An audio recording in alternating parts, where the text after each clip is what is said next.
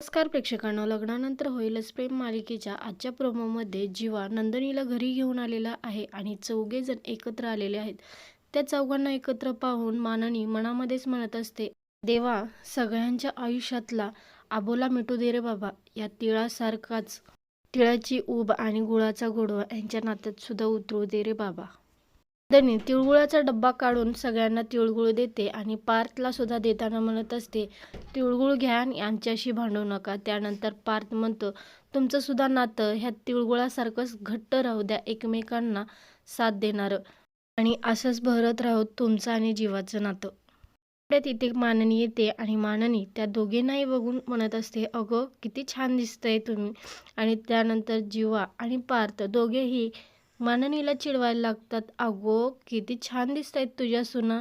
आणि जोरात ओरडते, गप्पा रे गधड्यांनो, काय विचारता असलं. मग काय आई, तू आमचं कौतुकच करत नाहीस, फक्त सुनांचं कौतुक करतेस, आम्ही छान दिसत नाही का. त्यानंतर माननी चौघांचंही कौतुक करते आणि तुम्ही चौघेही खूप छान दिसतायत, तुम्हा चौघांनाही कोणाच्याही दृष्ट लागायला नको. असेच कायमचे सोबत राहा आणि एकमेकांमधला दुरावा दूर करत हे तुमच्याच हातामध्ये आहे, समजावून